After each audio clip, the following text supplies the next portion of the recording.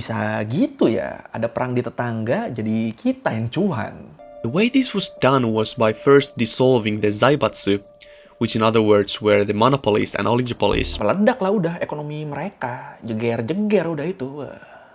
Kita bahas di Jepangan lagi. Gue mau bahas sekarang nih soal kebangkitan Jepang. Gue dulu suka penasaran soalnya. Kok bisa ya Jepang yang bener-bener dihabisin sama sekutu waktu Perang Dunia II, setelahnya ekonominya tuh malah bangkit dengan cepat. Dan bahkan sempat jadi salah satu negara dengan ekonomi terbaik di dunia. Kok bisa begini ya? Ada yang penasaran tentang ini juga sama kayak gue? Ada gak? Ada gak? Ada gak? Ya udah kalau gitu, ayo langsung aja kita bahas gimana caranya Jepang bisa bangkit setelah kalah di Perang Dunia II di Learning by Googling. Oke, kayak yang kita tahu, Jepang sebagai salah satu negara blok poros bareng sama Italia sama Jerman, mereka tuh ngalamin kekalahan di Perang Dunia II. Bahkan bisa dibilang Jepang waktu itu dapat salah satu serangan paling parah di Perang Dunia II. Serangan lewat 2 bom nuklir sekaligus waktu itu kan. Dan di serangan bom nuklir ini, gak cuma korban jiwanya aja yang mencapai lebih dari 2 juta orang. Di situ, Jepang juga ngalamin kerugian ekonomi yang besar banget. Padahal, sebelum akhirnya nyerah ke sekutu di tahun 1945, ekonomi Jepang tuh bisa dibilang lagi jaya-jayanya loh. Pemasukan negara lagi oke banget waktu itu dari berbagai sektor, kayak pertanian, pertambangan, sampai industri manufaktur. Apalagi di awal tahun 1940-an, Jepang yang mulai memperluas wilayahnya sampai ke Asia Tenggara, itu mereka jadi bisa ngeruk sumber daya alam yang lebih banyak di daerah jajahannya. Dan ini ngebikin Jepang jadi dapat banyak keuntungan yang bisa ningkatin ekonomi negaranya. Tapi ya kondisi ekonomi yang oke ini bener-bener langsung berubah setelah Jepang dipukul telak sama pihak sekutu. Lahan-lahan pertaniannya hancur, wilayah koloninya juga pada lepas, dan kondisi industrinya langsung ngedrop parah. Ya gimana lagi, gara-gara perang dan serangan bom nuklir itu kan bikin jadi banyak bangunan yang rusak atau bahkan hancur. Dan orang-orang Jepangnya juga jadi banyak yang jadi korban perang kan.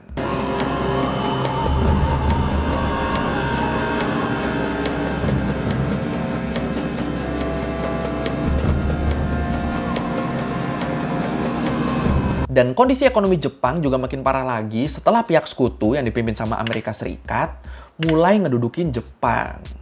Dengan maksud melakukan reformasi dan demilitarisasi biar Jepang nggak berani macam-macam lagi ke depannya. Ya biasalah ya Amerika ya. Di momen ini Jepang tuh dibikin jadi negara demokrasi.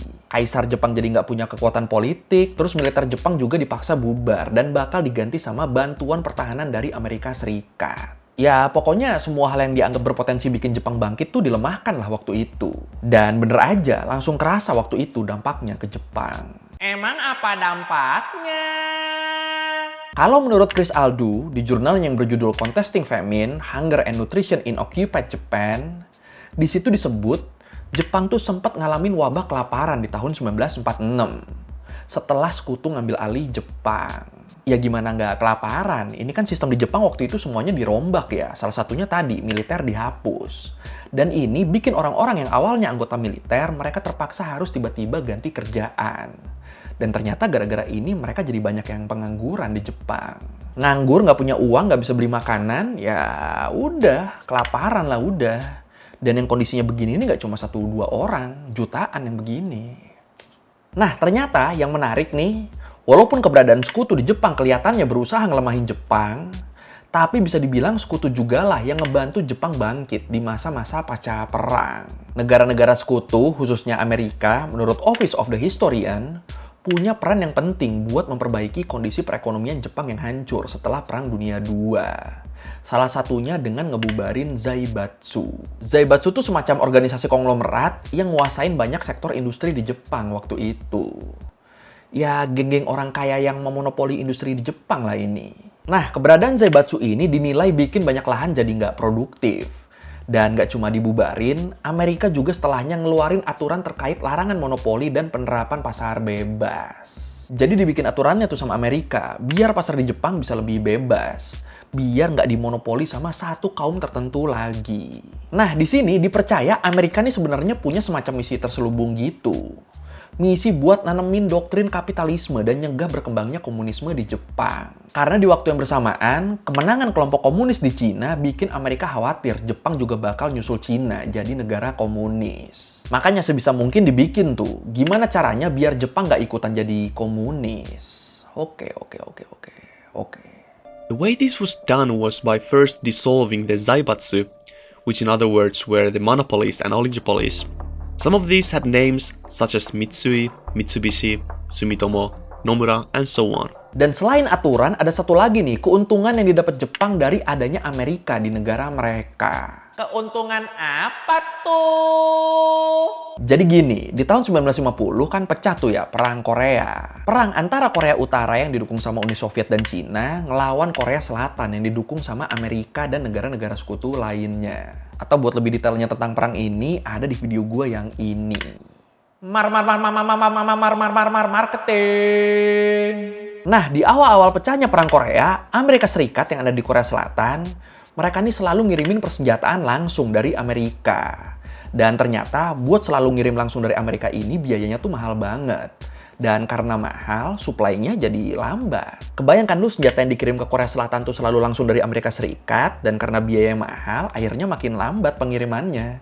Supply senjata di Korea Selatan tuh makin nggak terpenuhi. Nah, kebetulan waktu itu kondisi Jepang kan udah mulai stabil ya, dan industrinya juga udah mulai membaik lah, udah mulai jalan. Khususnya di sektor logistik dan perlengkapan perang. Akhirnya di sini diliriklah Jepang sama Amerika buat jadi supplier perlengkapan perang Korea. Karena kan ini emang jauh lebih efektif ya, daripada harus nerbangin semua supply langsung dari Amerika.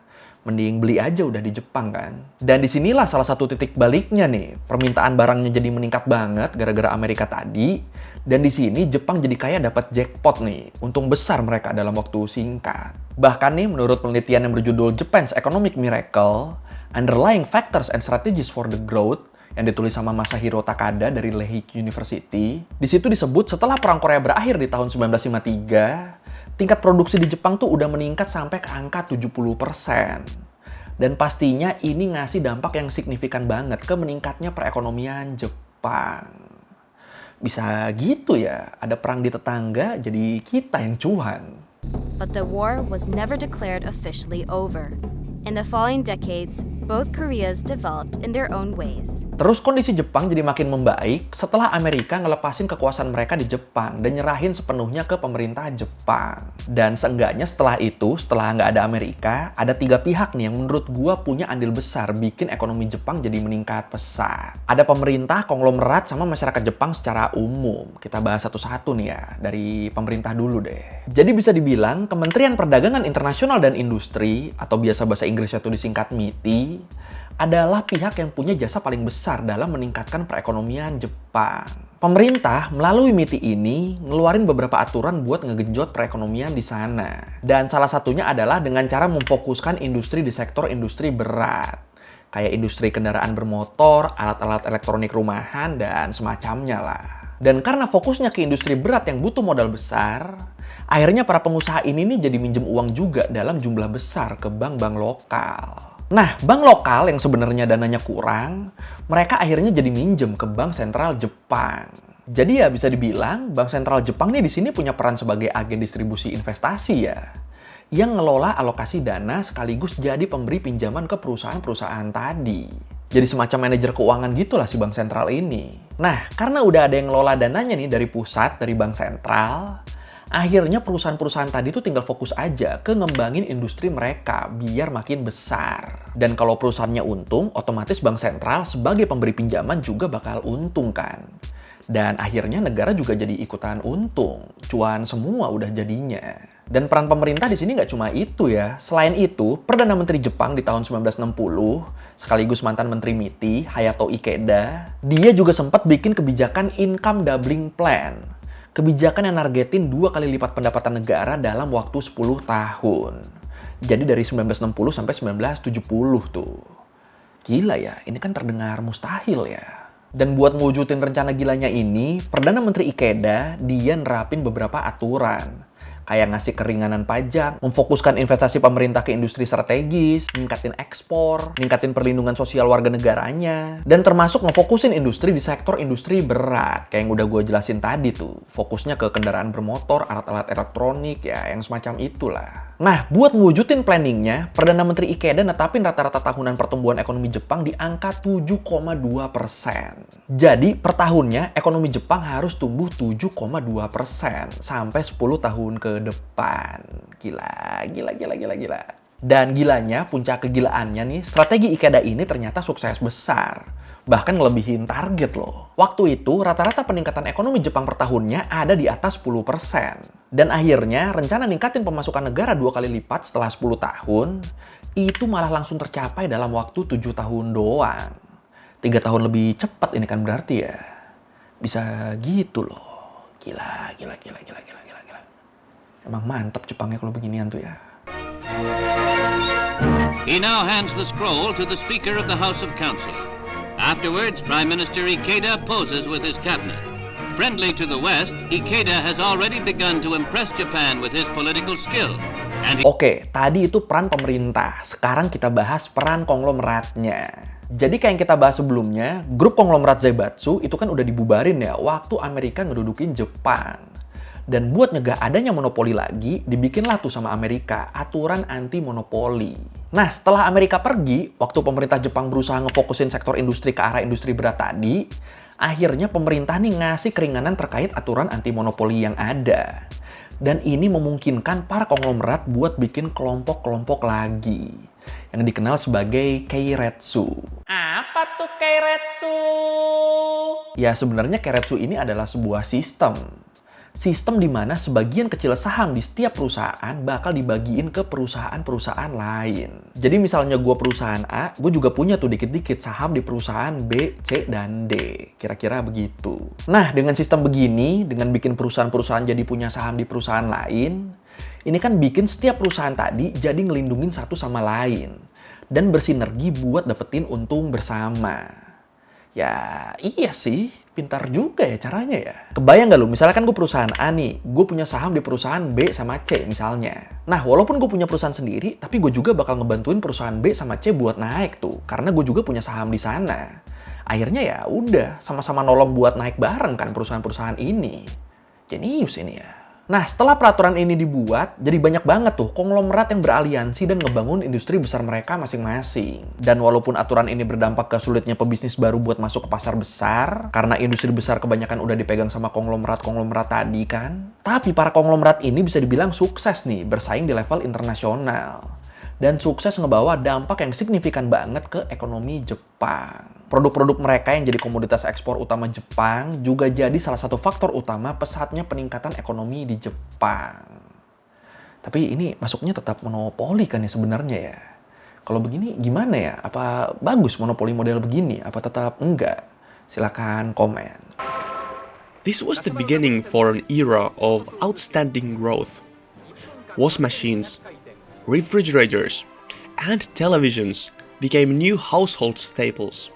Terus yang ketiga, yang terakhir, peran masyarakat. Ya, walaupun bisa dibilang peran masyarakat di sini tuh masih bergantung sama kebijakan pemerintah ya. Jadi, menurut The Cold War, masyarakat Jepang dulu tuh merupakan masyarakat yang patriarkis banget. Semua keputusan terkait keluarga ada di tangan ayah sebagai kepala keluarga. Jadi kalau misalnya si ayah pengen anak-anaknya buat kerja dari kecil di sawah, ya udah harus nurut mereka. Karena sosok ayah dianggap sebagai pemimpin tertinggi kan di rumah tangga. Nah, pola pikir tradisional inilah yang coba dihapus pelan-pelan sama pemerintah Jepang.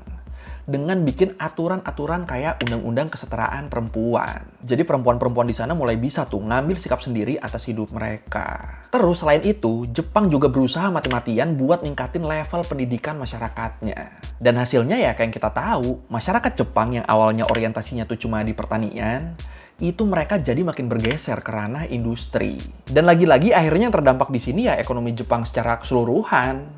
Yang kerja di industri makin banyak, pabrik-pabrik makin banyak, perusahaan makin untung, bank sentral makin untung. Jadi ya Jepangnya juga makin untung. Meledak lah udah ekonomi mereka. Jeger-jeger udah itu. Jadi ya walaupun emang basicnya, emang awalnya diinisiasi sama pemerintah, tapi karena bisa diterima sama masyarakat, akhirnya ya mindset masyarakatnya juga ikutan berubah. Bahkan selama masa ledakan ekonomi ini, Jepang tuh sempat jadi negara dengan ekonomi terbesar kedua di dunia. Cuma kalah dari Amerika Serikat. Dan kuncinya yaitu 3 faktor yang bersinergi tadi, pemerintah, konglomerat, sama masyarakat. Wah, jadi agak-agak berharap ya. Tapi sayangnya setelah ngalamin peningkatan dengan angka yang fantastis, Jepang sempat dilanda kesulitan gara-gara krisis minyak di tahun 1970-an. Harga minyak yang melambung tinggi waktu itu akhirnya bikin harga produksi barang-barang di Jepang jadi naik. Tapi hebatnya nih, lagi-lagi nih yang bikin gue salut nih, karena masalah ini jadi banyak tuh industri-industri di Jepang yang nyari cara gimana biar konsumsi minyak tuh bisa ditekan sebanyak mungkin. Mikir-mikir gimana caranya sampai akhirnya industri-industri ini banyak yang nemu cara produksi baru. Banyak dari mereka yang ngembangin sistem produksi yang jauh lebih efektif dan hemat penggunaan bahan bakar. Dan pastinya jadi lebih ramah lingkungan nih mereka. Makanya nggak heran kalau akhirnya sekarang banyak produk-produk Jepang yang ramah lingkungan.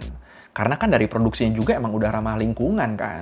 Tapi walaupun isu minyak mahal ini bisa diakalin dan jadi lebih bagus produksinya, tapi ternyata tahun 1970-an tuh jadi penanda ekonomi Jepang yang mulai masuk ke fase stagnan. Ada penambahan tapi nggak signifikan kayak sebelumnya. Tapi ya tetap keren nggak sih kalau stagnannya di level mereka tuh atau tetap buruk ini? Tolong yang ngerti ekonomi boleh komen ya. Gue kurang ngerti soalnya. Japan was once the second largest economy in the world, and in the 80s, people thought it was almost inevitable that it would overtake the US, fueled by massive export industries and a rapidly developing domestic market. Might sound familiar to a lot of you today. However, since its prime, the country has stagnated with no real growth been experienced for the past 3 decades. Oke, sekarang review kali ini tentang gimana Jepang bisa bangkit setelah Perang Dunia II. Menurut gue yang penting diingat yang tadi tuh, yang 3 faktor tadi tuh. Pemerintah, konglomerat, sama masyarakat yang bersinergi. Itu sih yang mantep sih itu, gila. Kalau lu merevisi kali gue udah salah, atau lu mau nanya, atau lu mau nambahin yang ada di video, bisa lu tulis di komen, kita diskusi itu kayak biasa. Sekali lagi, thank you udah nonton, jangan lupa like, comment, subscribe. Bye.